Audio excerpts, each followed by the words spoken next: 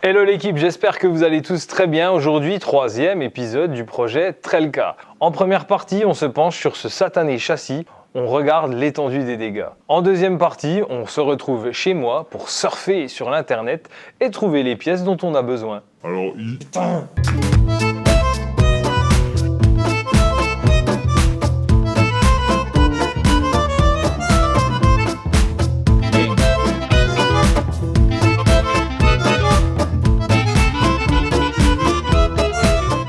Alors, qu'est-ce que nous réserve ce châssis? Comme vous pouvez le voir, les dessous de longerons latéraux, c'est pas ça. Le plancher, le sous-plancher complet est à changer, je pense. Vous avez des parties qui ont déjà été rajoutées puisqu'elles ont été rivetées. Ça se voit, hein, y a le raccord ici. Donc, c'est pas très beau. Hein. Donc déjà, on peut comptabiliser un sous-plancher complet à changer. J'ai reposé le châssis pour vous montrer le reste. Alors, il y a ces deux bouts de longeron à changer. Alors, je ne sais pas comment ça s'appelle, mais le train arrière se fixe dessus. Vous avez une pièce ici qui vient se prendre. Et là, les deux de chaque côté sont complètement pourris. Je vais vous montrer l'autre côté. Celui-là est en meilleur état, mais il est quand même pas très beau. Donc, c'est à changer. Dans mon malheur, ça se refait, donc c'est plutôt cool. La partie arrière, par contre, est assez propre. Les deux longerons là qu'on peut voir. Il n'y a rien de perforant, c'est juste sale et rouillé en surface. Donc ça c'est plutôt cool.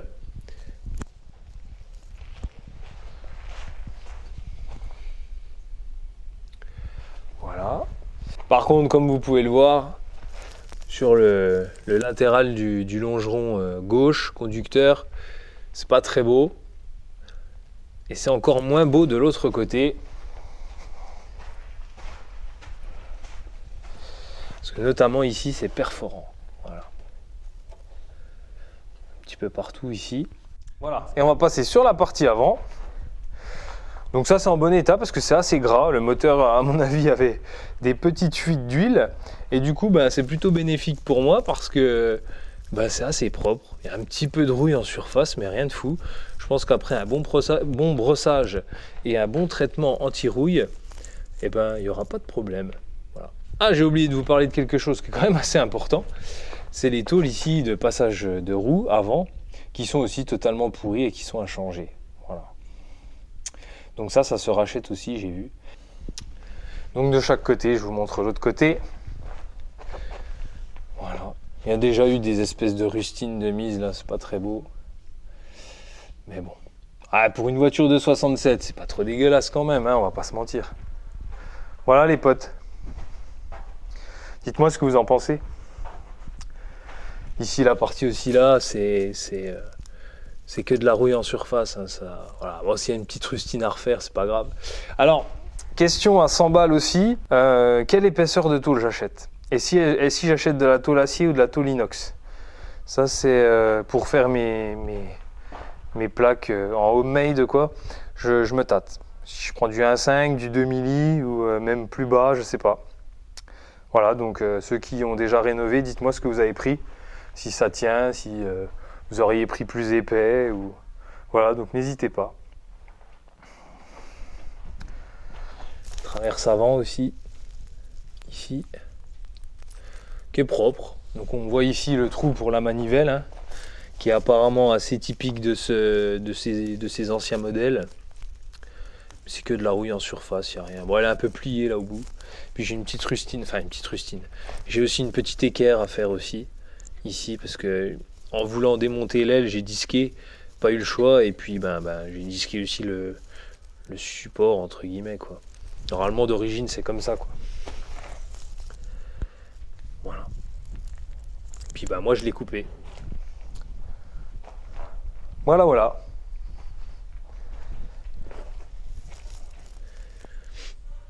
Un peu de taf, hein. Il y a un peu de taf. Ah, c'est pas insurmontable. Ça va le faire. On va sortir le MIG. On va pas rigoler. Voilà les chefs. Les amis, on se retrouve à la maison pour parler site internet de pièces de 4L. Première chose, Facebook, on va sur les groupes de 4L et on demande des avis. Et ces 4 sites qui ressortent assez souvent, je vais vous les citer, c'est Siper, Melun Rétropassion, Véhicule Ancien et 4L Parts. Premier critère, le lieu géographique. Pourquoi ? Parce que je vais acheter des pièces volumineuses et les frais de port, c'est juste pas possible. Alors du coup, le plus près, c'est Melun Rétropassion. Et oui, il est dans le 77 et moi je suis franc-comtois, ça fait à peu près 4 heures de route. Donc mon idée de base, c'était vraiment de commander chez eux et d'aller avec ma petite remorque chercher mes pièces. Sauf qu'entre temps, une remise de 20% tombée du ciel m'a fait peut-être changer d'avis. Et si ces 20% de remise pouvaient me permettre de ne pas payer le transport ? Vous voyez où je veux en venir ? Allez, on va remplir le panier, c'est parti. Les amis, on est arrivé au moment fatidique. Donc on a 16 articles dans le panier d'un total de 890 €. Et comme je vous ai parlé de la remise de 20%, elle vaut vraiment le coup, même un petit peu plus de 20%, parce qu'on a presque 220 € de remise sur cette somme-là. Donc ouais, on a un peu plus, je sais pas c'est quoi ce délire là, WE printemps et puis CP. Donc ça me fait 11% et 20%. Donc, bon, je sais pas pourquoi, mais enfin bon, je prends, il n'y a pas de problème. Ce qui fait un total de 675 € si on arrondit. Et on va un petit peu, faire un petit débrief sur ce qui a été commandé. Donc le plancher complet. J'ai pris un peu de carrosserie aussi, donc les panneaux latéraux avant, ceux qui sont entre les ailes et les portes. Voilà, donc ces deux panneaux-là, je les ai pris parce que de mémoire, j'en ai un qui est pourri, donc bon, on changera peut-être les deux ou que un, mais bon, vu le prix, à la limite, voilà. Plancher intérieur avant, repose-pied. Donc voilà, c'est derrière les pédales, cette partie-là. Donc je vais la changer, on va en profiter. Tôle latérale de longeron gauche. On a vu que les longerons habitacles, on va dire, ils étaient côté extérieur, ils étaient bien attaqués, donc je vais préférer commander les tôles pour pouvoir les remplacer, pour remplacer la partie extérieure du moins, on va pas remplacer l'ensemble du longeron. Voilà, les tôles de pare-boue avant gauche, je vais me rapprocher un peu, hop, tôle de pare-boue avant gauche, tôle de pare-boue avant droit, aile avant et arrière, d'ailleurs c'est le lot.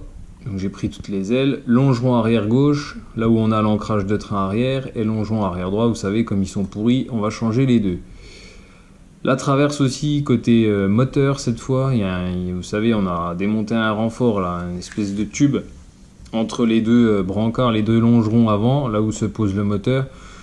Elle était en bon état, j'aurais pu la poncer et la refaire, mais elle était rouillée à l'intérieur, et puis pour 15 €, voilà, on va pas perdre de temps avec ça. Ligne d'échappement complète, 100 balles, donc là c'est très correct. Et puis donc on a nos deux supports arrière, les deux pièces qui viennent se prendre sur les longerons pour le train arrière. Voilà. Donc j'ai décidé de commander sur Melun, comme je vous l'ai dit, parce qu'il y a une remise super intéressante. Voilà, donc on verra bien, ma foi. On verra bien, allez, c'est parti. Commander. Allez, on se retrouve au niveau du mode de livraison.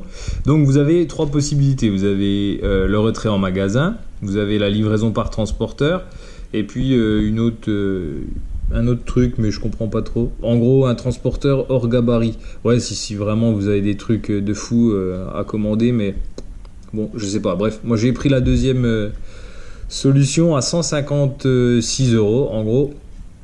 Donc voilà, on verra bien. Allez, je continue, je vais payer et puis on se retrouve après.